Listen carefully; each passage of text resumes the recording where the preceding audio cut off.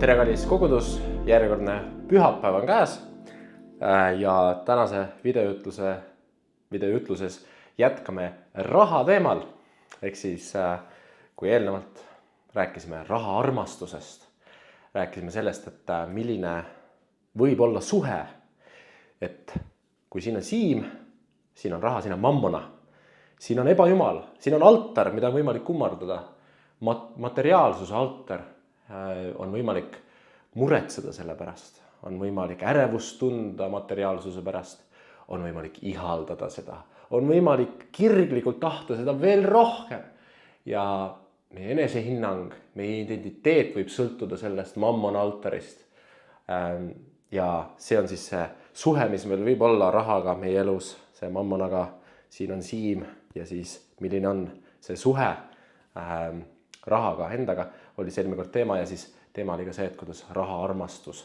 Et kui minu suhe selle konkreetse isikuga või teemaga on natuke lappes, kui ma armastan teda, kui ma olen põimitud kokku temaga, siis kuidas see tekitab erinevaid kahjulikke, rumalaid, himusid, kiusatusi, patte ja meid vajutab sügavale hävingusse ja hukatusse, kuidas raha armastus on kõige kurja juur. Mitte raha ise, raha on hea, seda on võimalik kasutada väga paljudel headel põhjustel, aga raha armastus on kõige kurja juur, mis kutsub esile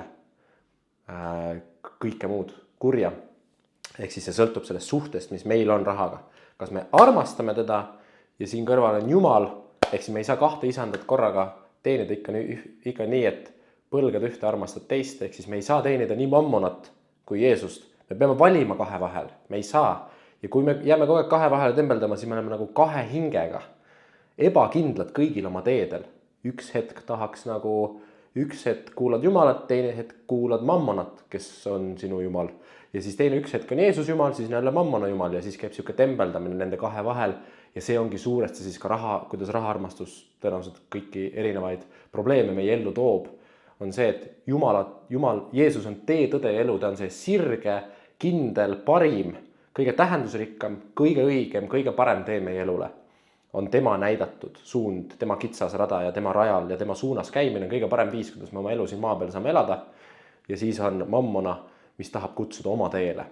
Ja siis kui me armastame seda teed, mida raha kutsub meid käima, siis me ei käi seda kitsast rada, seda kõige õigemat teed, millesse Jumal meid kutsub ja see kiusatus võib väga paljudel või kõigil võib-olla meist isegi olla. Et ka mammona võib meid kõiki kutsuda ühesõnaga, see võib olla üks kiusatustest, mis võib meid kiusata ja mind on see omajagu elus ka kiusanud. Ja ma pean siiamaani valvas olema sellega, sest sindrenahk tahab ikka vahepeal tähelepanu tõmmata Jeesuse pealt enda peale. Mammona tahab kutsub mind oma häälega. Tule, sõber Siim, minu altari juurde. Siin on nii hea, aga tegelikult ei ole hea. Tegelikult on see põrgutee ja väga õnnetu olen mina, kui ma käin rahaarmastuse teed ja olen olnud minevikus.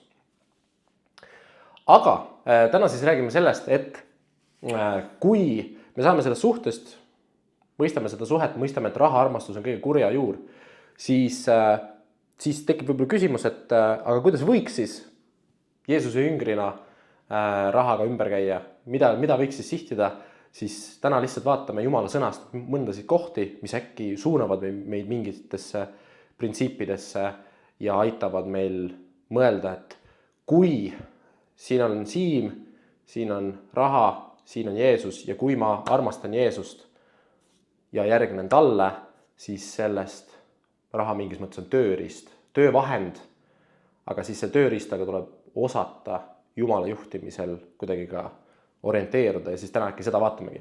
Aga lähme kohe asja kallale, võtame Jumala sõna ette, alustan 5. Moosese raamat, 8. peatükk, 17-18 salmid.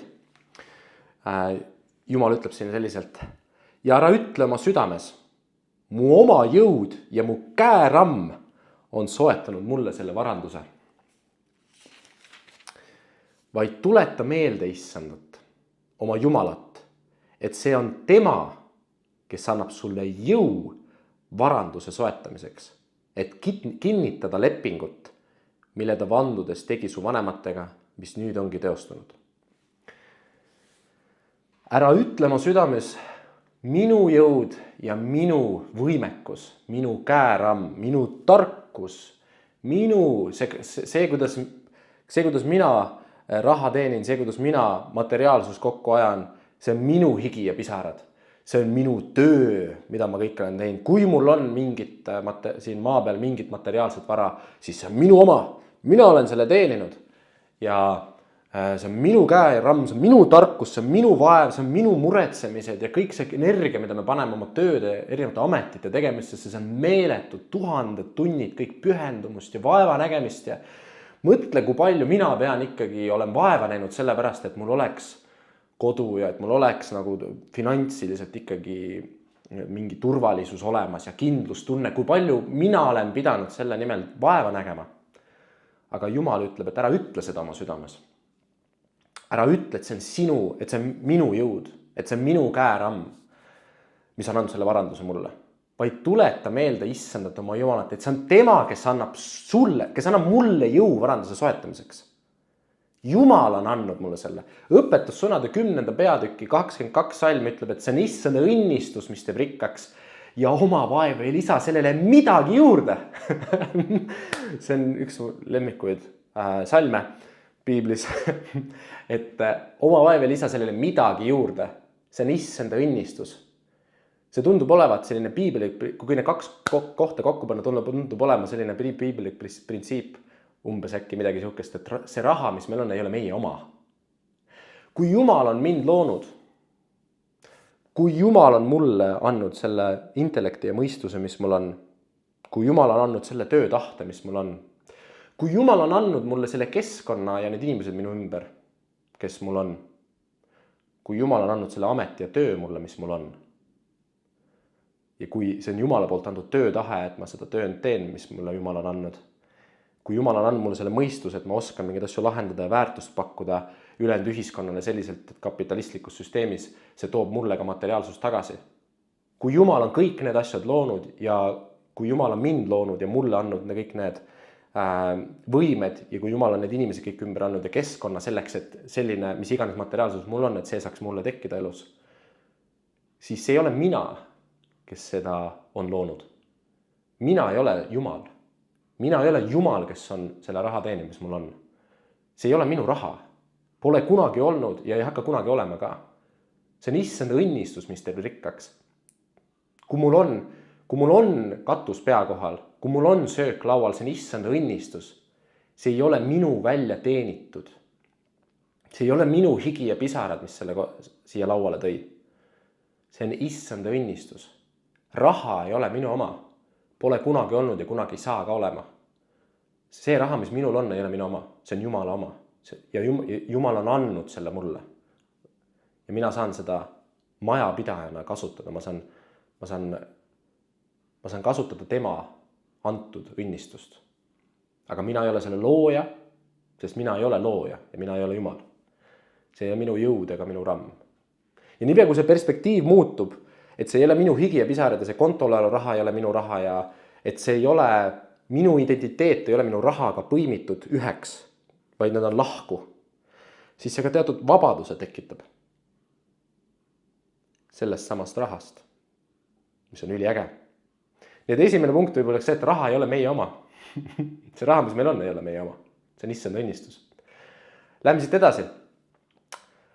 Mida me veel vaatame? Pauluse kirjas roomlastele 13. peatükk 7. salm. Täitke kõigi vastu oma kohustused. Maksu, kellele maksu, tolliraha, kellele tolliraha, kartust, kellele kartust, au, kellele au. Sellega haakub ka õpetussõnade 16. peatüki 8. salm. Parem pisut õiglusega kui palju tulu üle kohtuga. Ja sellega ja võib-olla hakkab ka hästi õpetussõnad 15. peatüki 16. salm. Parem pisut issanda kartuses kui suur varandus ja rahutus selle juures.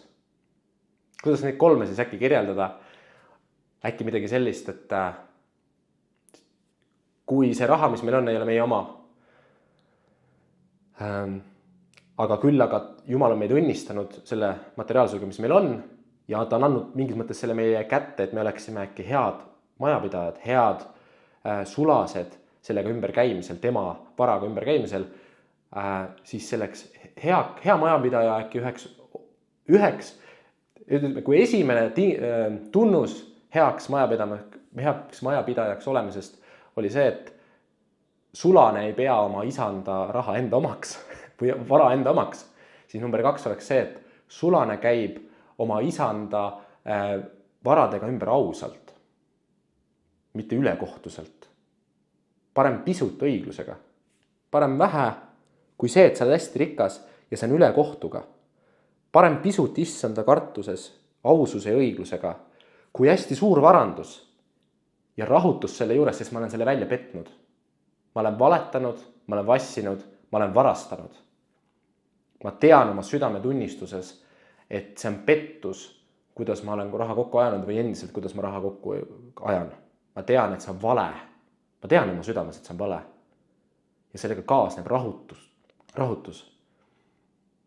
Täitage kõigi vastu oma kohustused, maksu, kellele maksu, tolliraha, kellele tolliraha, kartus, kellele kartust, au, kellele au.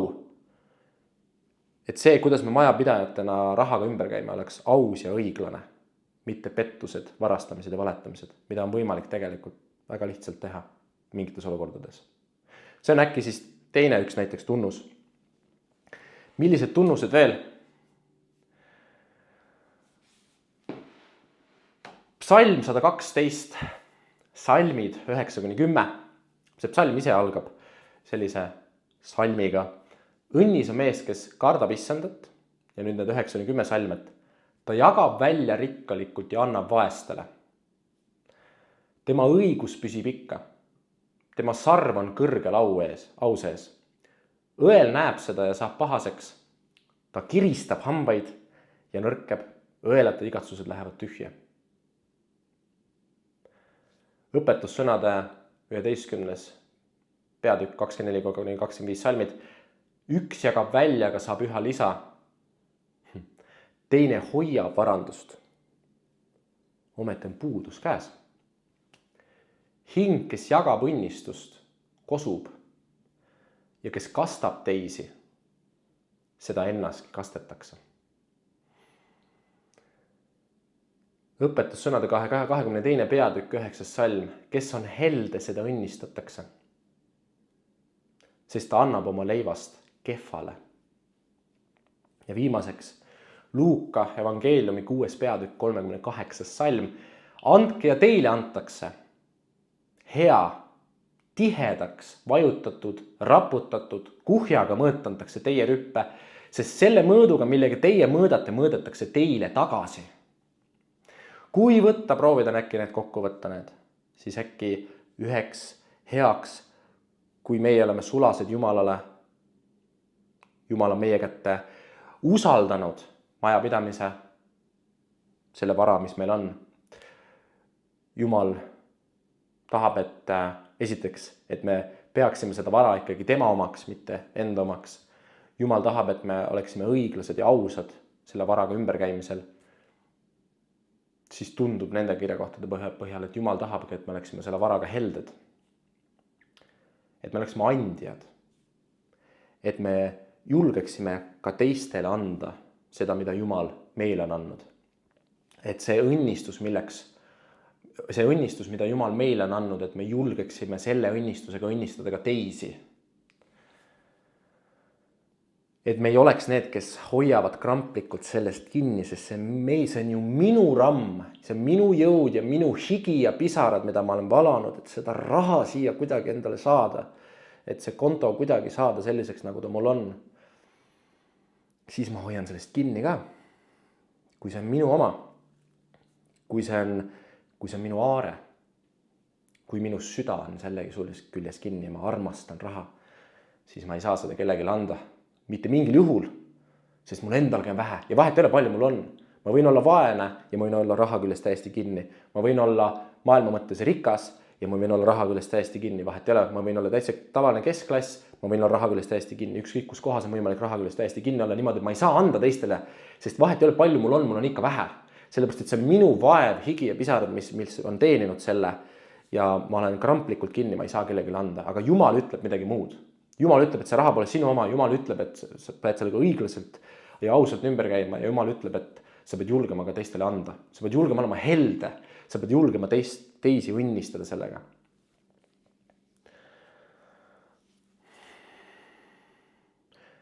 Sest andke teile antakse hea tihedaks vajutatud, raputatud, kuhjaga mõõtatakse teie rüppe. Me saame, kui me õnnistame teisi materiaalselt, siis see automaatselt sellega kaasneb ka õnnistus meile. Ja mingites olukordades võib ka olla ringiga materiaalne õnnistus. Me ei tea seda, kuidas Jumal neid asju korraldab ja mingites olukordades mina usun, et kindlasti, kui meie julgeme teisi õnnistada, siis mingitel kujudel me järsku vaatame, et vau, Jumal imelisel kombel ka õnnistab meid ka materiaalselt. Mitte, et see meie eesmärk oleks, sest see ei ole selline investeerimiskoht, kus ma nüüd hakkan mõtlema, et kui ma hästi palju annan, siis ma saan hästi rikkaks, siis ma ikkagi olen rahaarmastuses kinni. See ei ole selle point. Aga ma usun, et mingites olukordades kindlasti see, kui me oma ümber inimestele oleme õnnistuseks, siis see tuleb õnnistuseks ringiga meile tagasi, vahest ka materiaalselt. Aga alati ma usun, et vaimulikult. See tähendab seda, et see muudab meie hingesid, kui me julgeme anda. See mõjutab meid ja see mõjutab meie suhet Jumalaga, kui me julgeme anda. See muudab meid heldemaks. See lahutab meil tegelikult raha armastusest. See päästab meid natukene ka, kui me julgeme anda. See heldus. Ja see on see, miks ma arvan, et Jeesus ütleb ka, et kuhjaga mõõta antakse meie rüppe. Vahest siis võib-olla tuleb ringiga materiaalsus hoopis tagasi, kuhjaga mõõt. Aga alati tuleb vaimulikult see mõõt tagasi, on see, mis ma usun. Või kuidas mina sellest aru saan. Sest selle mõõduga, millega meie mõõdame, mõõdetakse meile ka tagasi. See tuleb alati meile vaimulikult tagasi. Ja juba need, mis inimsuhteid see tekitab ja millist rõõmu see sinus tekitab, kui sa tegelikult oled helde. Ja millist rõõmu tekitab see teises inimeses, et see õnnistab sind samal, kui sina teist inimest õnnistad, sest teine inimene on nii õnnelik, kui sina. Sest nii palju meil on tänapäeva kultuuris inimesi, kes tegelikult materiaalselt ka õnnistavad teisi, julgevad õnnistada ja heldad olla. Ülivähe ja see on nii unikaalne, kui keegi sellega kokku puutub. Ja see on sinu viis, kuidas sa saad olla suureks õnnistuseks, aga samal ajal see on sulle endale õnnistuseks, sest see valguses nagu see headus elakas sinu sees läbi selle. Nii et, mis meil on praegu siis? Meil on see, et raha ei ole meie oma. Me oleme sulased, majapidajad, et sellega ausalt ümber käia. Meie asi on ka helde sellega olla teistele inimestele. Ja kui me siia lõppu nüüd vaatame veel ühe kirjakoha Luuka evangeeliumist. 16. peatükk, tähendamissõna kavalast majapidajast, rikkuse õigest kasutamisest ja ma loen 1-11 salmid siit 16. peatükist. Aga Jeesus ütles ka jüngritele, oli üks rikas inimene, kellel oli mõisavalitseja, kelle peale oli talle kaevatud nagu pillaks ja tema vara. Ja mees kutsus mõisavalitseja ja ütles talle, mis see on, mis ma sinu kohta kuulen? Anna aru oma valitsemisest, sest sa ei või enam valitseda. Aga mõisavalitseja mõtles endamisi, mis ma pean tegema, kui isand võtab valitsemise minu käest ära?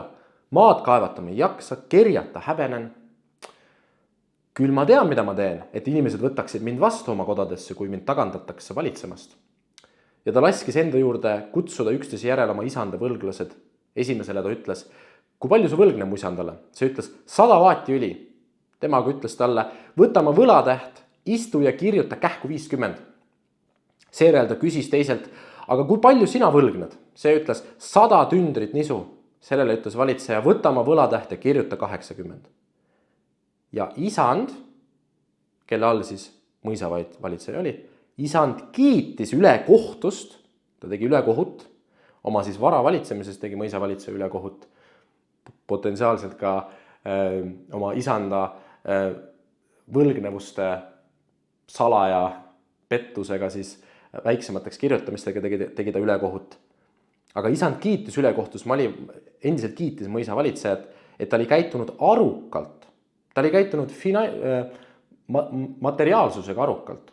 Ta oli kavalalt, ta oli oskuslikult sellega ümber käinud, et endale tulevikus materiaalselt hea olukord luua, läbi selle, et kui ta tagandatakse valitsemisametist, siis need võlgnikud on kõik väga helded tema vastu ja ta endiselt leiab tõenäoliselt endale mingi koha läbi selle, et ta on nii hea olnud nende isanda võlgnike suhtes. Ta on arukalt ümber käinud selle mateeriaga, sest selle ajastu lapsed, maailma lapsed, kes ei tunne Jumalat, on omasuguste suhtes arukamad kui valguse lapsed. Mingis mõttes siis näiteks oskavad võib-olla arukamalt või kavalamalt selle varaga ümber käima, mis meile antud on. Jeesus ütleb, minagi ütlen teile, tehke endile sõpru ülekohtuse mammonaga, et kui see saab otsa, teid võetakse igavestesse telkidesse. Kes on ustav pisimas, see on ustav ka paljus ja kes on ülekohtune pisimas, see on ülekohtune ka paljus. Kui te nüüd ülekohtuses mammonas ei ole olnud ustavad, kes võib teie kätte usaldada tõelist.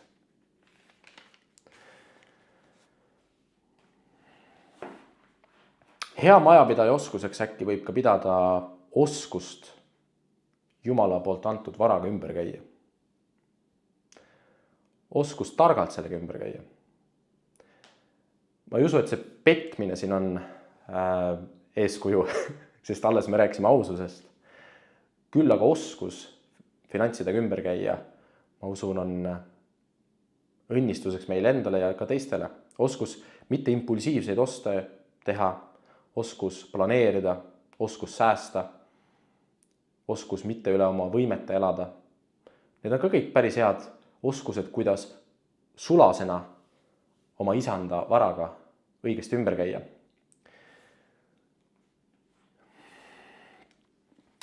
Tehke endile sõpru ülekohtuse mammonaga.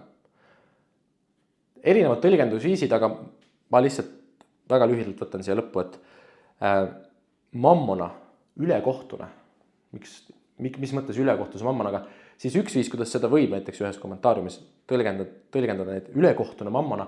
Mammona on midagi, millesse me saame oma usalduse panna. Ta lubab palju. Tänapäeva kultuuris, kes ei tahaks rikkaks saada? Sotsiaalmeedias, kõik võimalikus meedias. Kõik ihalevad tegelikult ju rohkem raha. Miks? Sest mammona lubab nii palju. Vähemalt näiliselt. Ta lubab turvalisust, rahu, ta lubab kõike nagu nii head ja sellepärast mugavust ja kõike vabadust ta lubab ja kõik asju. Aga miks siis mammonat võib nimetada ka ülekohtuseks, on sellepärast, et ta lubab palju, aga toob väga vähe. Sest see ei ole rahu allikas. Vahet ei ole, palju sa raha igatsed ja armastad ja juurde tahad. Kui see suhe mammonaga on usalduslik, ehk siis me usaldame mitte Jumalat, vaid mammonat, meie turvalisus ja rahu on mammonas, mitte Jumalas, siis ta küll lubab palju, aga ta toob meile väga vähe. Ta toob meile väga vähe rahu, ta toob meile väga vähe tähendust. Ta jätab meid väga õnnetuks, ärevaks, muretsevaks, kinni hoidvaks. Me hoiame igast sendist kinni, kardame kaotada seda, mis meil on ja igatseme juurde. Ta on ülekohtune mammona. Aga Jumal ütleb, et me võiksime endile teha sõpru selle sama ülekohtuse mammonaga. Ehk siis me võiksime olla head mõisavalitsejad, kes oskavad varaga ümber käia. Et kui see saab otsa, teid võetakse igavestesse telkidesse. Koguge endile aardeid taevasse, Matteuse 6:20, kus koi ega roostenid riku ja kuhu vargad sisse ei murra ega varasta. Kui ülekohtune mammona, kui me oskame finantsidega ümber käia, me oskame olla head, ustavad majapidajad isandale, kes meile on usaldanud selle vara, siis kui see saab otsa, see on kaduv. Alasti oleme ema ihust tulnud, alasti me läheme siit ära ka. Vahet ei ole, palju me siin raha maa peal kokku ajame, siis kui see maine elu läbi saab, me ei võta ühtegi senti kaasa. Kui see saab otsa, teid võetakse igavestesse telkidesse. Koguge endile aardeid taevasse, kus koi ega roostenid riku ja kuhu vargad sisse ei murra ega varasta. Mingis mõttes võib öelda, et see on parim investeerimisvõimalus. On raha teistesse inimestesse. Aarete kogumiseks taevasse, et kui kunagi see elu meil siin maa peal läbi saab, siis meid võetakse igavestesse telkidesse. Ja meil on aarded taevas. sellepärast, et me oleme olnud ustavad, oskuslikud, majapidamad oma isandale.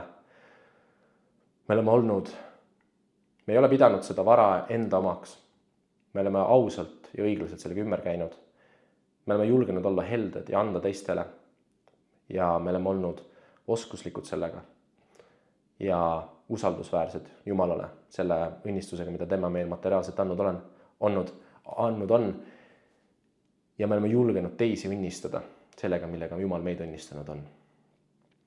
Need on äkki mõned piibellikud printsiibid rahaga seoses, kindlasti mitte kõik, aga mõned neist. Mina soovin teile head arutelu.